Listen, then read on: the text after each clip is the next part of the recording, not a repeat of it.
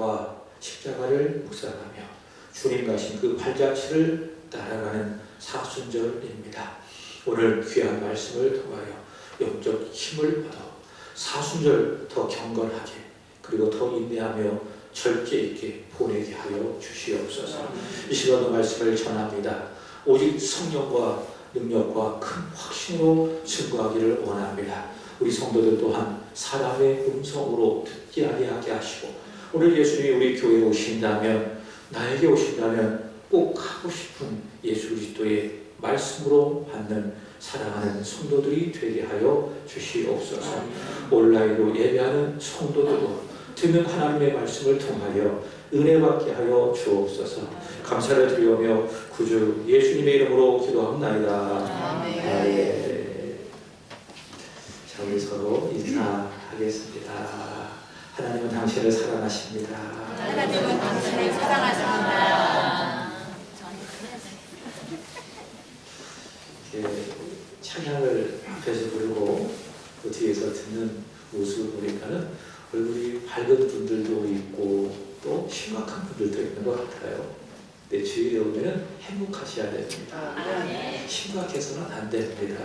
제 아내가 늘 그렇게 이야기합니다. 당신 너무 심각하다고. 굉장히 이렇게 신경 많이 쓰다 보니까 그런 것 같아요. 그래서 서로 인사하겠습니다. 참 잘 오셨습니다. 은혜 받으시다. 여러분 산을 좋아하십니까? 우리 은고사님 산을 참 좋아하시는데 그런 의미에서 3월 1일 날 월상 예배를 드리고 공휴일이니까는 산장산에 가려고 합니다. 여러분 산 좋아하시죠? 바다보다는 상대적으로 산을 많이 좋아하시는 것 같아요. 우리 손우경 성도님 산을 참 좋아하시고 또 제가 알기로는 우리 김창원 형도 왔죠? 김창원 형님도 산을 참 좋아하고 우리 은필구 집사님 좀 젊으셨을 때 산을 참 좋아하시는 걸로 알고 있는데요. 여러분 산에 제가 많이 오르진 않았지만 산의 매력 중에 하나가 무엇인가 하면 정상에 올라가는 겁니다. 그러니까 정상에 올라갔을 때의 그 기분이 참 좋습니다. 그래서 산을 사람들이 그렇게 좋아하지 않나 그런 생각을 합니다. 이 매력을 알지 못한 사람들은 이야기합니다. 왜 내려오고 그렇게 힘들게 올라가냐 그렇게 이제 말하는 분도 있잖아요. 근데 그러면 이렇게 이야기해 주고 싶죠. 니들이 개맛을 알아. 산에 올라가본 사람, 정상을 맛본 사람이 그 기분을 알게 되는 겁니다. 그래서 그 기분 때문에 그렇게 힘들지만 산을 열심히 타서 정상에 올라가는 것이 아닌가 하는 생각을 해봅니다. 제가 가보진 않았습니다. 가보진 않았는데 경북 안동과 예천 그 사이에 가보면 산이 하나 있습니다. 그 산이 어떤 산인가 하면은 학가산.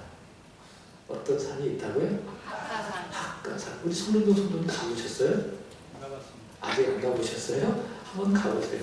학가산이라고 하는 곳이 있는데 이 학가산이 해발 882m라고 합니다. 근데 이 산에 특징이 하나 있다면 무엇인가 하면 정상이 보통 산은 몇 개입니까? 한 개잖아요. 근데 이 학가산은 정상이 2개라고 이야기를 합니다. 그게 이제 학가산인 겁니다. 왜 산 이야기를 하느냐? 왜 정상에 대한 이야기를 하느냐? 여러분 모르신다면 이겁니다. 복음이라는 것이 있잖아요. 자, 복음이 무엇입니까? 기쁜 소식이죠. 그것을 복음이라고 이야기하는데 마가복음 1장 1절에 의하자면 성경이 말하는 복음이 무엇입니까? 하나님의 아들 예수 그리스도 그분이 복음이십니다. 믿습니까? 그분의 말씀이 복음이십니다. 그분이 행하신 기적들이 복음입니다. 그분의 성품이 무엇입니까? 그것이 바로 복음인데요. 이 복음을 산으로 비유를 한다면 첫 번째 정상이 있습니다. 그것이 무엇인가 하면 오늘 본문에 있는 마가복음 15장에 나오는 예수님의 십자가의 죽음. 그것이 무엇입니까? 첫 번째 정상이요. 두 번째 정상은 무엇인가 하면 다음 장에 있는 마가복음 16장에 나오는 예수님의 부활. 그것이 바로 복음의 두 번째 정상이라. 이렇게 말씀을 드리고 싶은 겁니다. 자, 복음의 첫 번째 정상.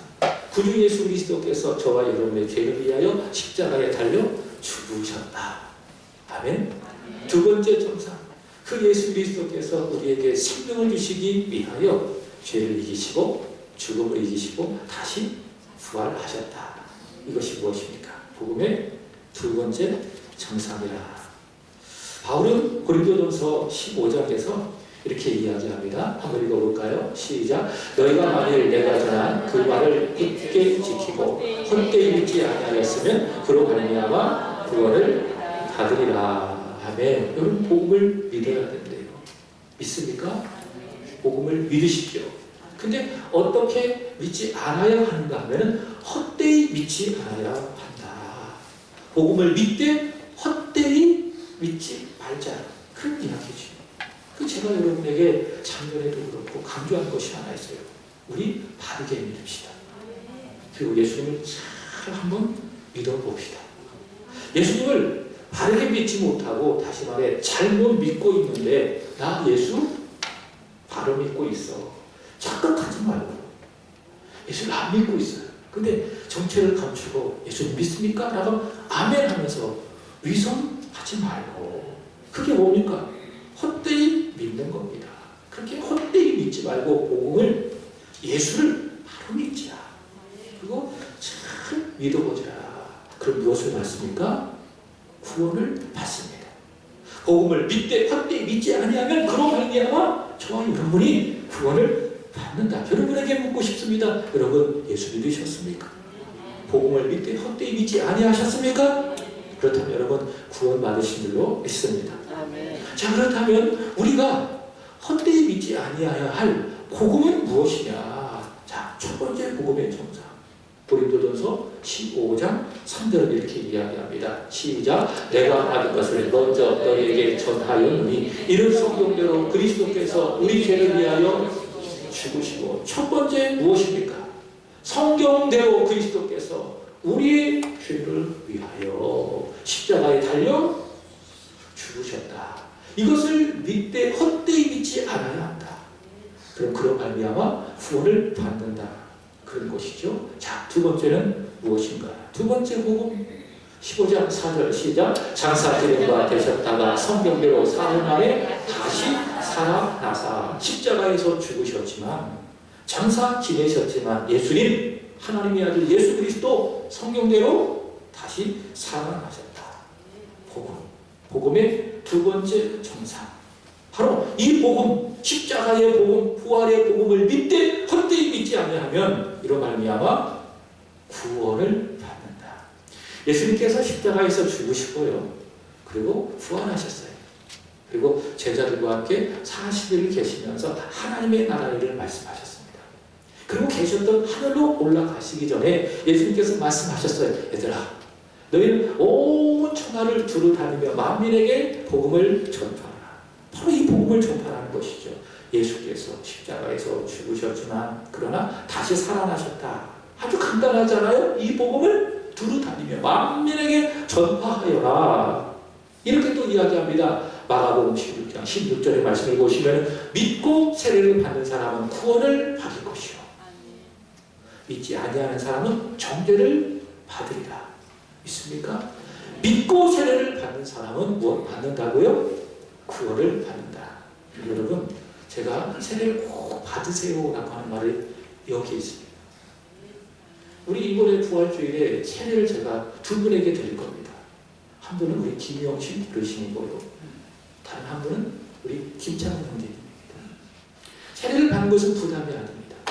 순종해야 될 일입니다. 왜냐하면 예수님께서 말씀하셨잖아요. 세례를 주어라. 그렇기 때문에 세례를 주는 것이고요. 주님도 말씀하셨잖아요. 누가 구원받아요? 믿고 세례를 받는 사람이 구원을 받기 때문에 세례를 꼭 받으셔야 되는 겁니다. 자, 아멘이십니까? 아멘. 세례 꼭 받으시기를 바랍니다. 복음을 믿어야 돼요. 그리고 세례를 받아야 돼요. 그럼 구원을 받는 거예요. 그러나 믿지 아니하면은 정죄를 받는다.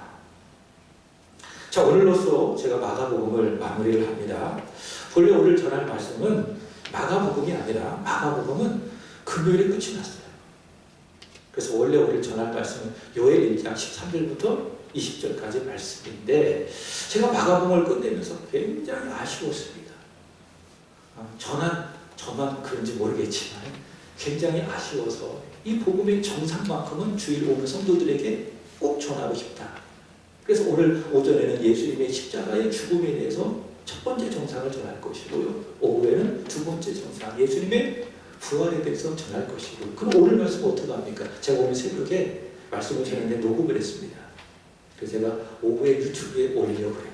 그래서 오늘 말씀은 들으실 분들은, 노예에서 말씀은 유튜브를 통해서 들으시기를 바라고요. 오늘 오전 시간에는 무엇에 대해서? 복음의 첫 번째 정상, 십자가의 죽음에 대해서 전하도록 하겠습니다. 새벽에 오신 분들은 잘 알고 있을 것입니다. 예수님께서 십자가에 죽으시기 위해서 예루살렘에 들어가시기 전에 자신의 죽음과 부활에 대해서 몇 번 말씀하셨습니까? 3번 말씀하셨죠. 야, 서당계 청년이면 후보를 내려가고 제가 계속 강조해서 하니까 이제 바로 나오는데 어디에 있습니까? 마가복음은 18장이 없습니다. 마가복음은 총 16장입니다. 비슷하게 맞추셨어요. 8장과 9장과 10장 이렇게 있습니다. 자, 그러면 첫 번째 8장 어디에 있습니까? 31절에 있습니다. 두 번째 9장 31절에 있습니다. 세 번째 10장 31절인 줄 알았죠. 33절과 34절에 있습니다. 이것이 무엇이냐? 제자들에게 공식적으로 예수님께서 자신의 고난과 십자가의 죽음과 부활에 대해서 하신 말씀이다 라는 겁니다. 자, 대표적으로 8장 31절을 보도록 하겠습니다. 다같이 시작. 인자가 많은 고난을 받고 장로들과 대제사장들과 서기관들에게 버림받아 죽임을 당하고 사흘 만에 살아나야 할 것을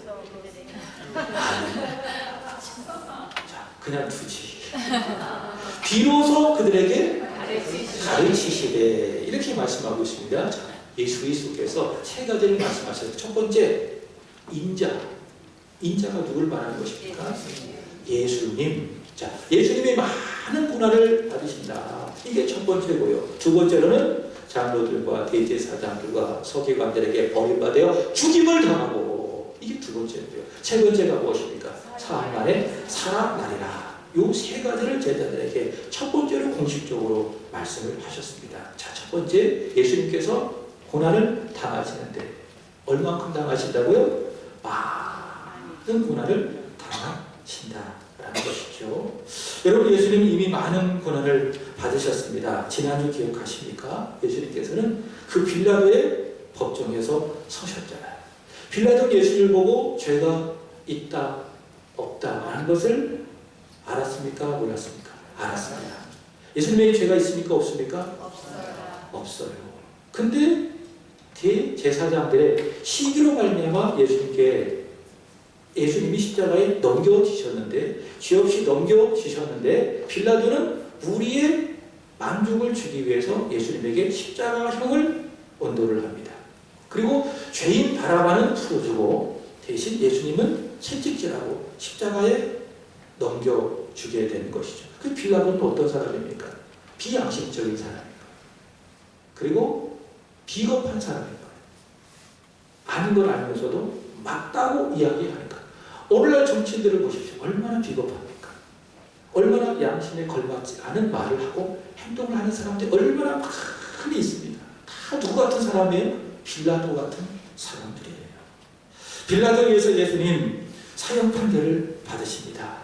그래서 사형 판결을 받으시기 전에 아주 가혹한 채찍에 맞으시고, 그리고 로마 군인들에게 모욕을 받으십니다.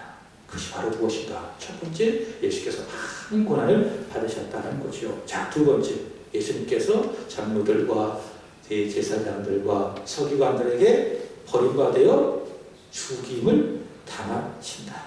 채찍에 맞으시고 희롱을 당하시고 많은 고난을 받으시고, 이제 예수님께서 죽으시기 위하여 자신의 십자가를 지시고 골고다 언덕으로 올라가시는데, 예수님께서 이 채찍에 맞으셨기 때문에 아주 많은 출혈이 있었어요. 그리고 예수님의 체형 자체가 우리 진홍이 정도의 그런 건장한 체격이 아니라 아주 왜소한 체격이었다고요. 그래서 그 상태에서 채찍에 맞으셨으니, 그리고 얼마나 많은 정신적인 어려움을, 스트레스를 받으셨겠습니까? 그 상태 속에서 예수님께서 이게 십자가를 제대로 들고 올라갈 수가 없는 것이죠. 그 골고다 언덕까지. 그러니까 20km 가량의 그 십자가를 들고 골고다 언덕에 올라가시면서 이렇게 쓰러지고 저렇게 푹 쓰러지시는 거예요. 그러자 로마 군병들이 그것을 보다 못해 어떻게 합니까? 이러다가는 십자가 들고 올라가지도 못하고 죽어버리겠다 싶어가지고 그 예수님 대신 십자가를 지시기 위해서 한 사람을 딱 잡습니다. 그 사람이 누굽니까? 시몬입니다. 구레네 사람 시몬입니다. 그래서 그 구레네 사람 시몬으로 하려고 로마 군병이 억지로 십자가를 지게 하는 겁니다. 구레네 사람 시몬의 입장에서는 이거죠. 이런 말이 맞는지 모르겠는데 재수 없이 십자가 진 겁니다. 갑자기 그냥 나를 딱 잡더니 십자가 지고 가라고 해서 억지로 구레네 사람은 십자가를 지고 갑니다. 근데요, 하나님께서는요, 억지로 진 십자가라도 그가 진 그 십자가에 대해서 기억하셨습니다. 그리고 그와 그의 가정에 복을 주셨습니다. 어떤 복을 주셨느냐? 믿음의 복을 주셨습니다. 저는 저와 여러분의 가정이 어떤 복보다도 예수 참 믿는 믿음의 복을 받기를 우리 주 예수 그리스도의 이름으로 축복합니다. 하나님을 경외하고 주를 잘 섬겨드리는 그런 믿음의 복을 받는 저와 여러분의 가정이 되기를 바랍니다. 구레네 사람 시몬의 가정이 바로 그런 복을 받은 것이죠. 억지로 진 십자가라도 하나님께서 기억하시고 그의 가정에 복을 주셨다. 그래서 사도 바울은 로마서 16장 13절에 이렇게 이야기를 합니다. 주 안에서 택하심을 입은 루포, 그와의 어머니에게 문안하라. 루포는 누구예요? 억지로 진 십자가의 사람, 구레네 사람 시몬의 아들입니다. 그럼 그 어머니는 누굽니까? 시몬의 아내죠. 근데 이 가정이 얼마나 초대교회 안에, 그리고 바울의 사역 안에 열심히 돕고 잘 섬겼던지 바울이 뭐라고 이야기합니까? 그의 어머니는 곧 내 어머니라. 그러니까 구레네 사람 시몬의 아내를 바울은 누구라고 부르고 있어요? 내 어머니라. 그렇게 할 정도로 이 가정이 믿음의 복을 받았다. 복음을 위해서 바울을 잘 섬기는 믿음의 복을 받은 가정이 되었다는 것이죠. 억지로 진 십자가로 하나님께서 그의 가정에 이런 복을 친 겁니다. 여러분, 억지로라도 감당하십시오. 하나님 잊지 아니하십니다. 하나님 반드시 그 일을 기억하시고 여러분에게, 여러분의 가정에게 복을 주실 줄로 믿습니다. 그런 생각을 해보죠. 억지로 진 십자가라도 복을 주셨다면 억지로가 아니라 자원하는 마음으로, 즐거움으로 아멘 하면서 십자가 들 때 하나님 얼마나 좋아하실까, 얼마나 더 큰 복을 주실까 절대로 잊지 아니하시고 복을 허락해 주실 줄로 믿습니다. 골고다 언덕에 오르신 예수님 십자가에 옷이 박히셨습니다. 자, 그 시간을 성경은 기록하고 있어요. 읽진 않았지만 25절의 말씀을 보시면 몇 시? 제 9시. 9시면 몇 시입니까? 우리 시간으로 말하면 오전 9시예요. 자, 3시간이 지났어요. 오늘 본문 33절의 말씀을 보시면 몇 시? 제 6시. 6시는 언제를 말하는 겁니까? 정오를 말하는 겁니다. 낮 12시. 3시간이 지나서 낮 12시가 되어 갑자기 해가 사라지고 어둠이 온 땅에 임하게 되는 겁니다. 이 온 땅이 어두운 상태로 몇 시간이 계속 되어지는가 하면은, 자, 몇 시입니까? 제 9시입니다. 몇 시입니까? 오후 3시. 오후 3시. 그러니까 예수님께서 오전 9시에 십자가에 달리시고 오후 12시에 낮이 어둠에 변하게 되어지고 그 다음 오후 3시까지 십자가에 달려 계셨는데, 바로 그때에 예수님께서 34절의 말씀을 보시면 십자가상에서 이런 말씀하십니다. 우리 34절 읽어보겠습니다. 시작. 제9시에 예수께서 크게 소리 지르시되 엘리 엘리 라마 사박다니 하시니, 이를 번역하면 나의 하나님 어찌하여 나를 버리셨나이까 하는 뜻이라. 아멘. 자, 예수님께서 뭐라고 말씀하셨습니까? 나의 하나님 나의 하나님 어찌하여 나를 버리셨습니까? 예수님께서 이 말씀을 하셨습니다. 자, 여러분, 예수님께서 이렇게 십자가상에서 하신 말씀이 있습니다. 이 말씀을 네 글자로 뭐라고 이야기하는가면 가상칠언 그럽니다.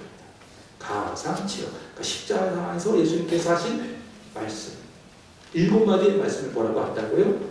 가상칠언이라고 이야기를 하는데, 제가 우리 인도자님들에게 숙제를 드리겠습니다.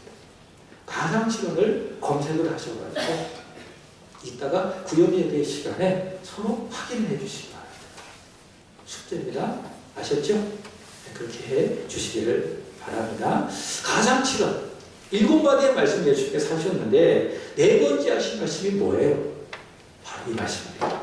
엘리 라마 사박다니, 나의 하나님 어찌하여 나를 버리셨습니까? 자, 첫 번째, 이 예수님의 말씀 따라합시다. 원망이 아니라 기도다. 자, 언뜻 보면은 하나님 왜 나를 버리셨습니까? 왜 나를 버리셨습니까? 하나님을 향하여 십자가에 달려 그 고통을 이기지 못하고 원망하는 것처럼 들릴 수가 있다. 그러나 예수님의 이 말씀은 원망이 아니라 무엇이라고요? 기도라고요. 여러분, 원망은 누가 하는 일입니까? 죄인이 하는 일입니다. 죄인의 특징 중에 하나가 무엇입니까? 원망한다라는 사실이죠. 시급한 이스라엘 백성들을 보시기 바랍니다. 하나님의 은혜로 하나님의 권능으로 그들이 출애굽했음에도 불구하고 광야에서 힘든 상황을 만나니까는 그 하나님의 은혜를 다 잃어버리고 입술에서 자동적으로 나오는 것이 무엇입니까? 원망입니다. 배고프다고 원망하고, 목마르다고 원망하고, 춥다고 원망하고, 힘들다고 원망하고, 계속 원망했죠. 얼마 동안 원망했는가 하면 40년을 원망했습니다. 원망의 결과 출애굽 제1세대들은, 다시 말해 애굽에서 직접 나온 출애굽 1세대들은 광야에서 다 죽어버렸어요. 원망이 그들을 광야에서 다 죽게 만드셨습니다. 원망은 무엇입니까? 죄인이 증거라고 하는 사실이죠. 근데 예수님께서는 죄인이십니까? 아니면 의인이십니까? 의인이십니다. 그래서 예수님은 할 수 없는 것이 있습니다. 그것이 무엇인가 하면 죄를 질 수 없을 것이고, 또한 오늘 말씀에 의한다면 원망을 할 수 없는 것이죠. 그래서 저와 여러분들이 인생을 살아가면서 원망하고 불평할 때가 있잖아요. 그럼 확인하셔야 돼요. 아, 나는 예수님과 다르구나. 나는 본질상 죄인이로구나. 확인하시고 그 원망한 그 일에 대해서 우리는 하나님 앞에 고백하고 회개할 수 있어야 되는 겁니다. 예수님께서는 우리처럼 죄인이 아니라 의인이시기 때문에 원망할 수가 없다. 또 여러분 기억하십시오. 예수님께서 마가복음 14장에서 십자가를 앞두시고 겟세마네 동산에 올라가셔서 엎드려 하나님 앞에 기도하셨잖아요. 땀이 핏방울이 되니까 간절히 기도하셨잖아요. 아버지, 할 수 있거든 이 잔 십자가가 지나가게 하십시오. 그러나 나의 원대로 마시옵고 아버지의 원대로 하시옵소서. 이 기도를 예수님께서 3번 드리셨잖아요. 이 기도를 드리셨잖아요. 십자가 지시기로 십자가에서 죽으시고 예수님께서 기도를 드리셨잖아요. 근데 십자가 달리셔서 고통스럽다고 원망하시겠습니까? 자, 예수님은 의인이시다. 그리고 십자가 지시기로 하나님 앞에 기도하셨다. 그러므로 엘리 라마 사박다니, 이 예수 그리스도의 말씀은 우리가 생각하는 것처럼 원망이 아니라 무엇이라고요? 기도다라고 한 것입니다. 사랑하는 여러분, 원망하지 말고요, 기도하시기를 우리 주 예수 그리스도의 이름으로 축복합니다. 예수님께서는 십자가에 달리셔서 십자가를 감당하시면서 원망하지 않으셨습니다. 오히려 하나님께 기도하셨죠. 이 십자가를 잘 감당할 수 있도록, 끝까지 아버지께서 맡겨주신 십자가의 구속의 사명을 잘 감당할 수 있도록 아버지 하나님께 기도하신 거예요. 그것이 무엇입니까? 엘리 라마 사박다니, 나의 하나님 어찌하여 나를 버리셨습니까? 여러분, 예수님께서 십자가 앞에서 원망하지 않냐고 기도했다면 저와 여러분도 마찬가지입니다. 예수님에게 예수님의 십자가가 있다면 우리에게는 무엇이 있습니까? 우리의 십자가, 나의 십자가, 그 점 잘 생각하셔야 돼요. 신학적으로. 예수님의 십자가는 누구만 질 수 있는 거예요? 예수님만 지고 감당할 수 있는 거예요. 그럼 우리는 뭡니까? 내 십자가를 지는 거예요. 그래서 마태복음 16장 24절에 예수님께서 말씀하셨죠. 이게 예수께서 제자들에게 이르시되 누구든지 나를 따라오려거든 자기를 부인하고 자기 십자가를 지고 나를 따를 것이니라. 다 무엇이 있습니까? 내가 져야 될 나의 십자가가 있다. 찬송가 439장 알고 계시죠? 한번 불러볼까요?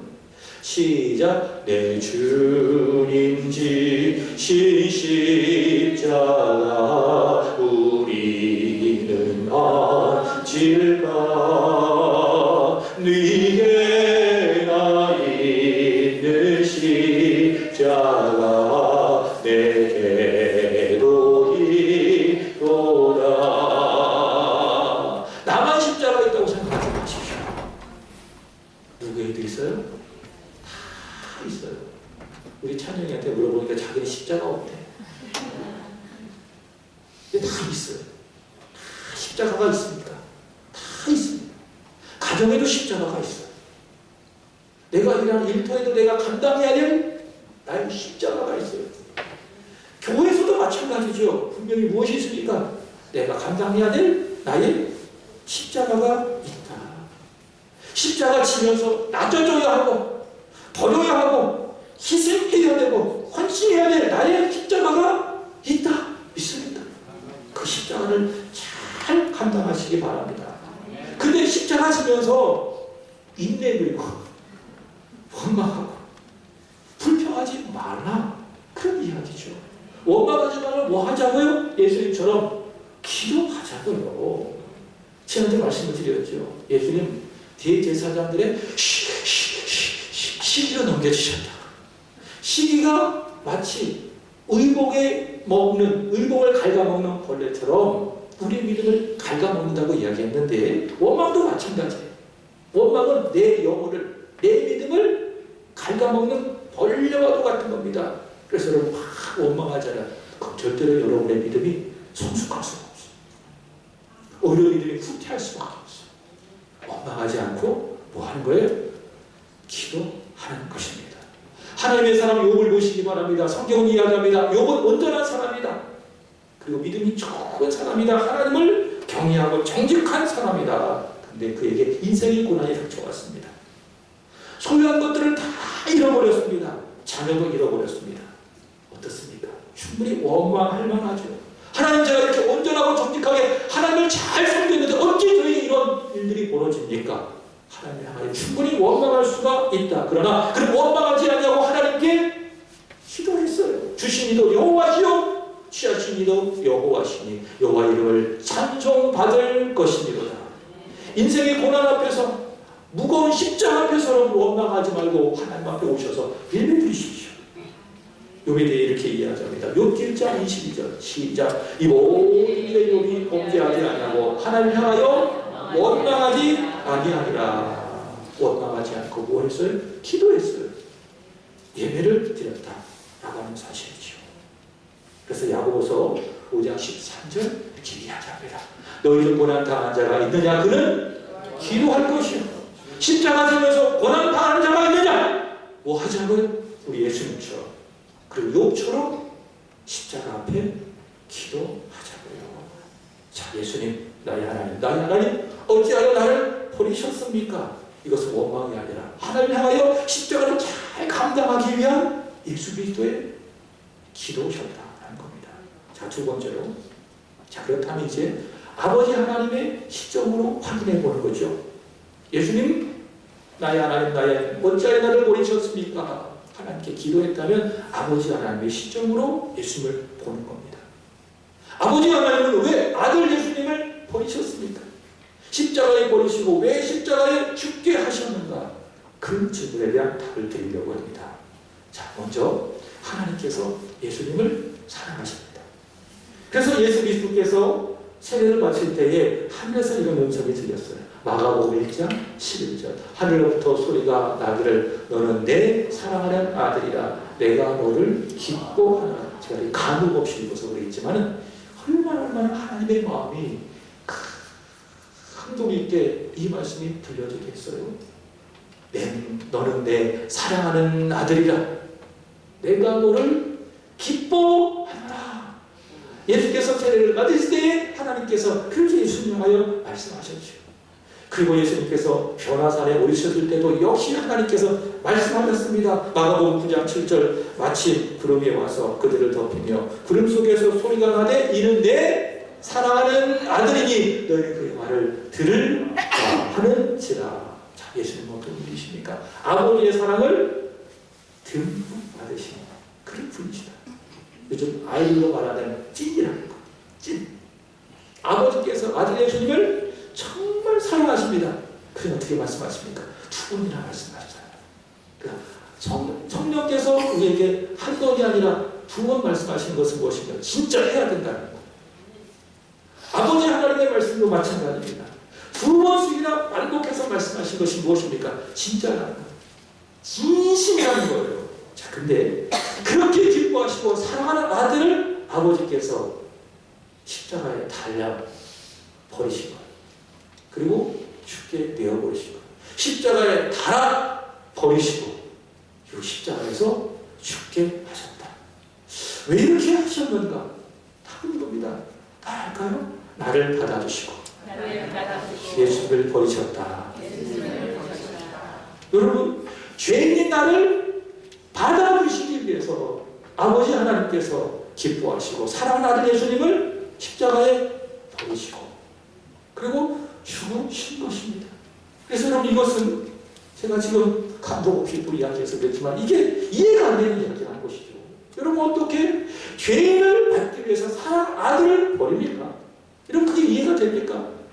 여러분에게 해코지 않은 그런 사랑을 위해서 여러분의 사랑하는 자녀를 여러분에게 내어줄 수 있습니까? 그렇게 할 사람이 아무도 없습니다. 만약 그런 사람이 있다면 말하죠. 저 사람 제정신이야. 정신 나갔네? 그렇게 할 것입니다. 근데 하나님 그렇게 하셨다고 말이죠. 하나님을 대적하고 반역하고 하나님을 버리고 각기 제 길로 갔던 죄인인 우리를 하나님께서 받아주시기 위해서 전혀 하나님과의 갈구자는 마음이 없는 죄인 우리를 받아주시기 위해서 예수께서 어떻게 하셨는가? 기뻐하시고 사랑하는 아들을 버리시고 십자가에 달려 죽게 하셨다. 왜 그렇게 하셨을까요? 사랑이기 때문에. 하나님의 사랑이기 때문에. 그래서 이 사랑은 이해가 됩니까? 안 됩니까? 안 되는 거예요. 인간의 사랑은 어느 정도 이해를 할 수가 있습니다. 이성적으로. 하나님의 사랑은 이해가 안 되는 거예요. 어떻게 죄인을 받아주기 위해서 사랑하는 아들을 버리십니까? 이게 인간의 이성으로 이해가 된다, 안 된다? 안 된다. 그래서 찬송가 304장은 형용할 수 없다고 이야기합니다. 그 크신 하나님의 사랑 형용할 수가 없다. 그 크신 하나님의 사랑 말로 다여 영 못하네. 저렇고 높은 별을 넘어 이 낮고 낮은 땅 위에 죄범한 영혼 구하려 그 아들 보내사 화목제를 삼으시고 죄 용서하셨네. 하나님 크신 사랑을 증명다 못하네. 영원히 변치 않은 사랑 영보여 찬양하세. 죄를 받아주시기 위해서 사랑하는 아들을 버리셨다.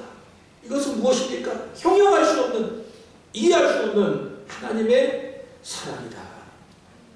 자, 그러므로 죄인은 이제 아버지의 품으로 달려갈 수 있는 길이 활짝 열리게 된 겁니다. 왜? 하나님의 아들을 십자가에 버리시고 죽이심으로 말미암아 죄인을 받아주셨기 때문에 누구든지 아버지의 품으로 갈 수 있는 길이 활짝 열렸다. 자, 그 증거가 오늘 보면 37절의 말씀을 보시면 예수께서 큰 소리를 지르시고 십자가에서 숨지셨을 때에 38절 보도록 하겠습니다. 시작. 이에 손소비장이 위로부터 아래까지 찢어져 둘이 되니라. 아멘. 죄인을 거룩하신 하나님께 갈 수가 없습니다. 그것을 보여주는 상징이 무엇이냐? 성전 안에 성소와 지성소. 지성소 하나님 임재하시는 장소입니다. 아버지의 품입니다. 근데 아무나 들어갈 수가 없어요. 그래서 성소와 지성소 사이에 휘장을 둔 것입니다. 근데 아버지 하나님께서 예수를 십자가에 달고 십자가에서 버리고 십자가를 죽게 하여 주심으로 말미암아 이 휘장을 찢어내신 거예요. 그래서 예수께서 죽으시는 그 순간 휘장이 아래서부터 위에서 쭉 찢어가지고 두 개가 되었다. 그래서 이제 누구든지 하나님께서는 죄를 받아주신다는 것이죠. 그래서 누구든지 예수를 믿기만 합니다. 예수 그리스도를 마음으로 믿고 그분을 나의 구주로 믿고 영접하기만 하면은 아버지의 임재 안으로 들어가는 거예요. 아버지의 품으로 들어갈 수가 있습니다. 왜? 아버지께서 아들을 버리시고 죄를 받아주시고 그 길을 활짝 열어주셨기 때문에. 그래서 이브리서 4장 16절은 이렇게 이야기를 하지요. 다 같이 읽어보겠습니다. 시작. 그러므로 우리는 긍휼하심을 받고 때를 따라 돕는 은혜를 얻기 위하여 은혜의 보좌 앞에 담대히 나갈 것이니라. 아멘. 믿습니까? 자, 여러분 오늘 보면 39절 백부장의 고백처럼 예수님 하나님의 아들이십니다. 그리고 우리를 위하여 우리를 하나님께 인도하시기 위하여 십자가에 죽으셨습니다. 예수님 십자가에서 죽으셨습니다. 이것이 무엇입니까? 복음의 첫 번째 정상. 여러분 이 정상에 오르셨습니까? 말씀드렸죠? 정상에 오르면 어떻다고요? 너무 기분이 좋잖아요. 행복하잖아요. 마찬가지로 여러분이 이 복음, 예수께서 죄인인 나를 위하여 십자가에서 버림을 받으시고 나를 위하여 죽으셔서 나를 알고 아버지의 품으로 들어가게 하셨다. 이 복음을 여러분이 믿는다면 첫 번째 정상에 여러분 오르시게 되는 겁니다. 이 정상에서 외치십시오. 야호! 이렇게 외치지 않고 하나님 감사합니다. 예수님 사랑합니다. 외치시게 되는 것입니다.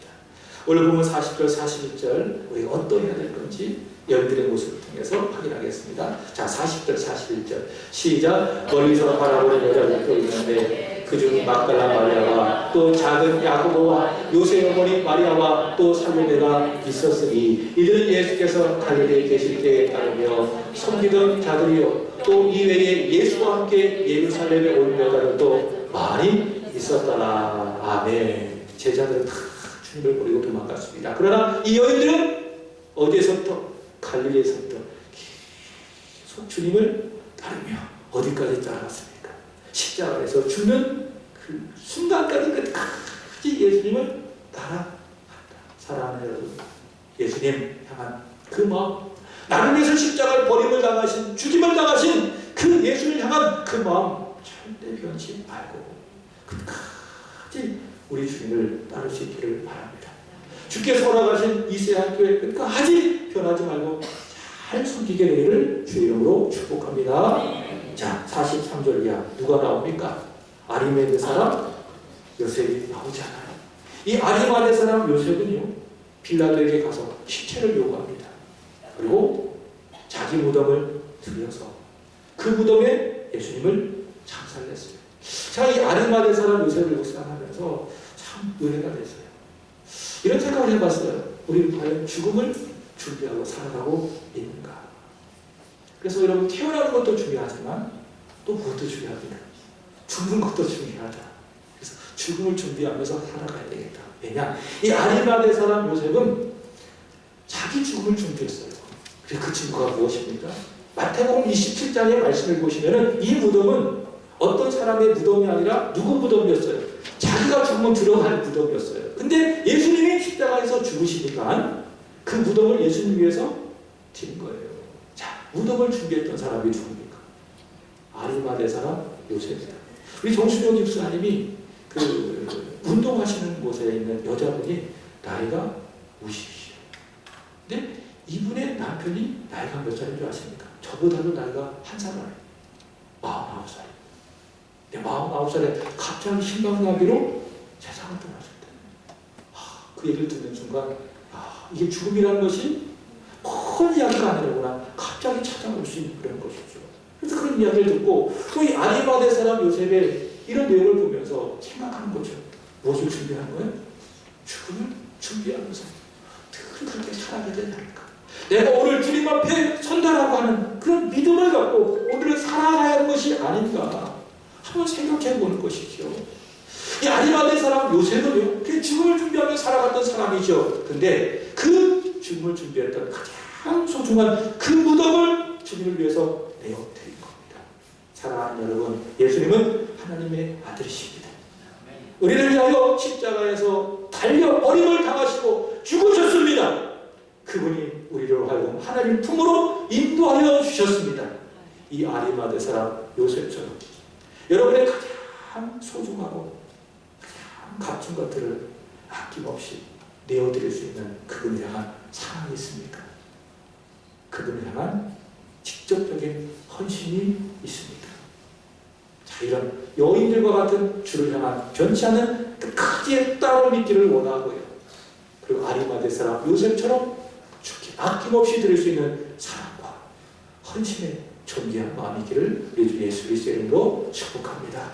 기도드리겠습니다. 하나님 아버지, 예수님 나를 하나님 품으로 이끌어 주시기 위하여 버림을 받으시고 십자가에 죽으셨습니다. 예수님을 십자가에 내어주시기까지 사랑하신 아버지 하나님 감사합니다. 우리를 위하여 십자가에서 아버지와 단절되고 버림받는 죽임을 당하신 예수님 사랑합니다. 이 하나님을 향한 그리고 예수님을 향한 사랑의 마음, 감사의 마음으로 오늘 여인들처럼 끝까지 편하지 않는 마음으로 예수님을 믿고 따르고 주와 교회를 섬기게 하시고 아리마대 사람 요셉처럼 나의 모든 것을 드려 주님을 사랑하고 헌신하겠노라 다짐하며 그렇게 주를 섬겨가는 우리 시간의 성도들이 되게 하여 주옵소서.